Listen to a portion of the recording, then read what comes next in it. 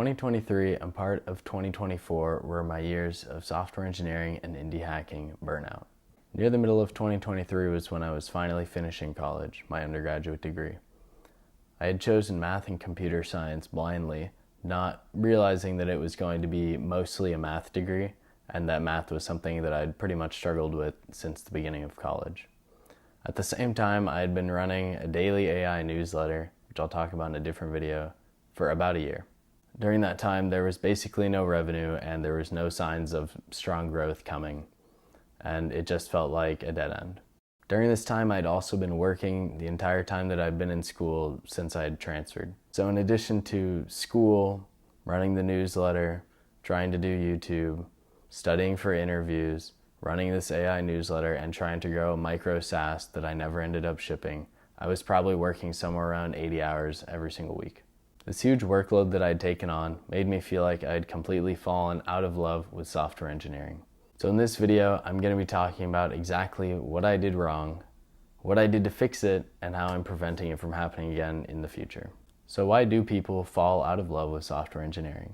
I think the number one reason is a mismatch of motivation. A lot of people get into this field for the money, myself included. And that's a perfectly valid reason to get into the field. I mean, it's probably why most people get into most fields, is because they can make a good living. Now, the problem that comes here is that there are still all the downsides of software engineering as a profession that do come with that outsized earning potential and opportunities to make more on average than most people. So if you're just doing it for the money and you don't consider these downsides when you make that decision, then you're going to end up feeling like you made a bad decision. Some of the downsides that come to mind mostly are that this job is mainly indoors. If you are not an indoor person and you want to get outside during the day as a part of every day, you can still do that as a software engineer, but it's definitely going to be more difficult and it's going to take time away from your work that normally people don't consider a part of the job. So like you could go outside and work during the day, but for most people, you're gonna have your keyboard and a number of monitors at your desk with your workstation, everything that you need in terms of peripherals that you like to work with. And so you are going to be inside, not only inside, but at the same desk during most of every day during your career. And for some people, that's gonna be a living hell, and that's completely understandable. So for me, this might look like I work 8 hours at my job, whether that's going into the office or at my desk at home.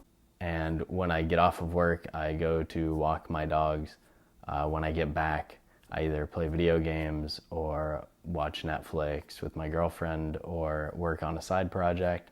And that's all going to be right here at the same desk. And honestly, that's no way to live unless you really love what you're doing. Most people can't mentally or physically even comprehend staying at the same desk all the time.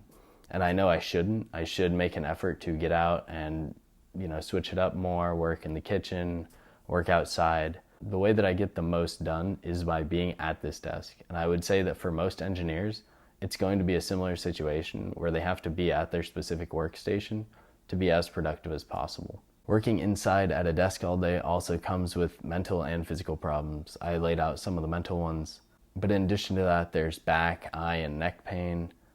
There are tons of resources on this though, so I'm not going to really get too deep into it, but sitting at a desk all day without making an effort to stand up and move around is going to be pretty difficult. And it's sometimes very hard to balance that with being productive and getting all of your work done.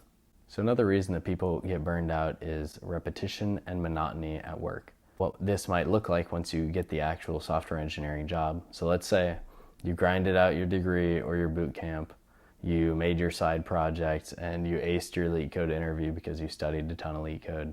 Once you get your job, let's say it's a dream company or something like that, even though you got that dream job, you might not be working on interesting things.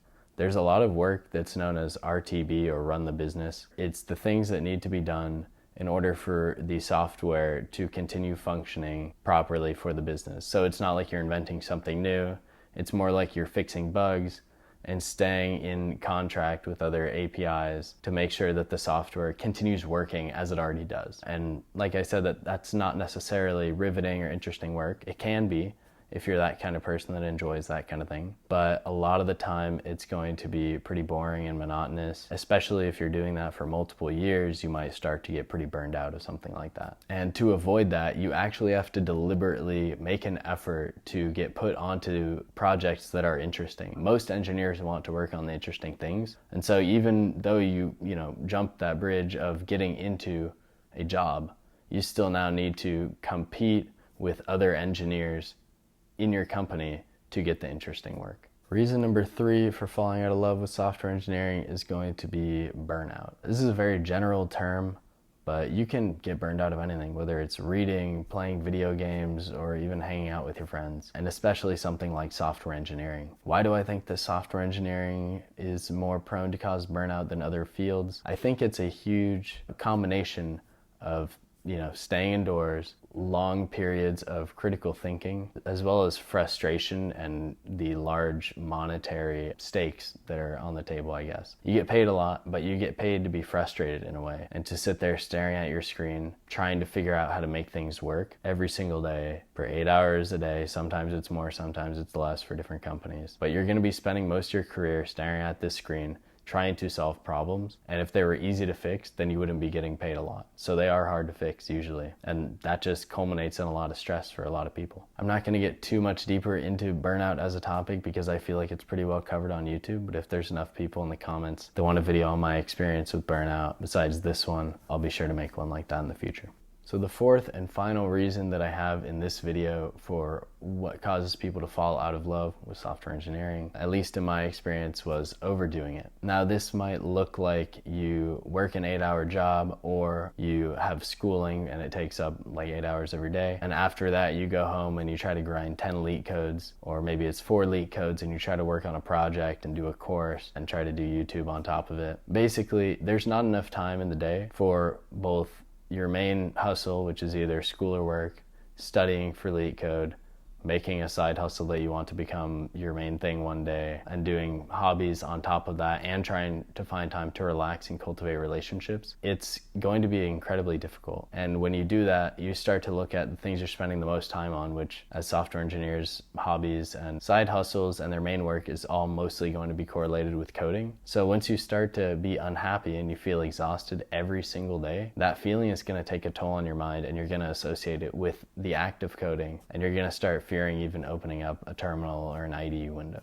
So now that we've gone over some of the reasons that people fall out of love with software engineering and coding, let's go over how you can rekindle that relationship and how I did it. So step number 1, you want to reslice your pie. Now you can't actually reslice a pie once you've sliced it, but I guess the analogy I'm trying to make here is that instead of putting the entire pie onto your plate or eating out of the pan with the pie in it, you want to take 1 to 2 slices out, because you can't really eat more than 1 to 2 slices for a meal, right? And what I mean by this is that having 2 things at a time that you're trying to work on is what seems to work best for me, in my experience, so that you don't get burned out. So if you have school or a full-time job and you want to get ready to get a new job, then you want to be spending that other time on leet coding. So you want to have your main thing, which is school or work, and then at the end of the day, you'll be doing some leet code every day. You could try to mix a side project in here, but then you'll have to take away some time from your leet coding. So you can't be doing like 4 to 5 a day. Maybe you want to do 1 to 2 a day or something like that. But you don't want to be spending the entirety of your night on coding, as well as your entire day studying or on coding. If you're not looking for a job, then yeah, you can have a full-time job and you can have your side hustles or your side projects. As well as if you're in school and you're not looking for a job yet, then you don't have to be leet coding. So you could be working on side projects that match your interests. Leet coding is one of those things that can cause burnout all on its own, because it's not always something everybody enjoys. But if you want to get a good job, you're probably going to have to leet code. And so it's one of those things that you have to do. Side projects, on the other hand, should be something that you enjoy doing, that brings your passion back into engineering, which leads me to my second point. But to recap for this step 1, you want to reevaluate how you're spending your time and take everything off your plate that you already have and rebuild what you're doing. So you want to have 1 to 2 things.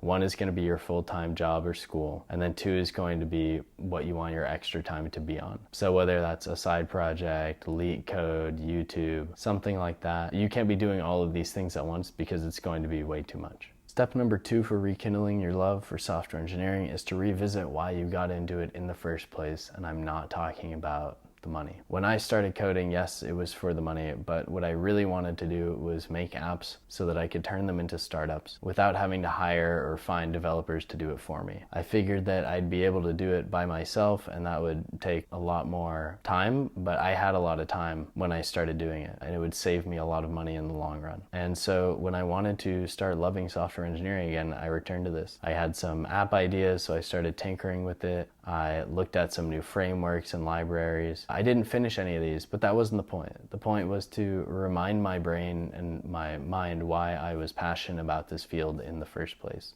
and it worked. Step number 3 is going to be to explore new areas in software engineering. Every engineer that I've met has areas of this field that they're interested in that have nothing to do with their day job and might never have anything to do with their day job. Whether you're a cybersecurity engineer that's interested in game development, or a front-end engineer that's interested in DevOps, or even a student that wants to learn AI programming. The beauty of this field is that if you go really deep into one specialization, say whatever your day job has to do with, then when you explore new areas, you're going to be able to draw even deeper parallels between those things and learn the new one even faster. And the beauty of living in the era that we do is that most of these frameworks, languages, and fields have tons of free information and guides on getting started for free online, available at any time. So take some of that free time that you carved out when you resliced your pie and use it for exploring some new areas that really get you going. Step number 4 is going to be to get a non-coding related hobby. Now, you might be wondering, well, how is a non-coding related hobby going to help me with coding? And the truth is that a lot of people that I talk to actually in this field don't have hobbies related to coding, and they don't do anything outside of work related to coding. They don't leetcode, they don't spend time on side projects, and they don't spend time worrying about the latest languages and frameworks and things like that. And if you're happy at your current job and compensation level, then there's really nothing that you need to do outside of work, and this could be a great strategy for being happy going to work every day and using it as a way to unwind after work. Now, if you do still want to grow in your career, having these hobbies that have nothing to do with your job can still be a great way to stay focused when you are at work. And when you are working on your leetcode or your side projects or things of that nature, you need to take some time every day or at least every week to unwind and have nothing to do with this field, or you're going to get burned out. Having something that you could do every day that doesn't have to do with coding, or even better, has nothing to do with the screen at all, is going to improve your ability to focus when you are on and you are coding and you are looking at that screen. Now that I've laid out all of the steps that I took to fix my burnout or my lack of love for software engineering, I figured I would talk a little bit about what happened to me. So like I said in the beginning of the video, I was super overworked, I put too much on my plate, and that was 2023. And in 2024, I started to implement some of the steps that I talked about, and it got a lot better. I was able to achieve great things at work, and I was able to enjoy my life and be satisfied outside of work, which was very important to me. As the year comes to a close, I was motivated to make this video because I do want to start doing side projects again, and I do want to start making and releasing YouTube videos again. But I know that if I follow these steps now, that I won't get burnt out by doing so. And I wanted to make this video to help people that might be in a similar situation, or they already do have a lot on their plate, but they don't want to jeopardize falling out of love with the field that they enjoy so much. I also just want to reiterate that it's completely normal to feel this way, and it's a normal thing that you have to learn to get over and learn how to deal with burnout or falling out of love early in your career, just as you would anything else. If you don't learn how to handle this work-life balance thing now in the beginning of your career, or wherever you are in your career, it's going to be a lot worse in the future, assuming that you don't switch fields. So take this as an opportunity to learn and grow just as you would any other challenge that you face on a day-to-day or in your life. Thank you guys for watching. If you have ever felt this way about coding, feel free to drop a comment on how you got over it. You never know, you might help 1,000 other people get over what they're dealing with in burnout and coding. If you enjoyed this video, feel free to like and subscribe. I'll be releasing more videos on side projects and just advice, I guess, for coding. But thank you for watching.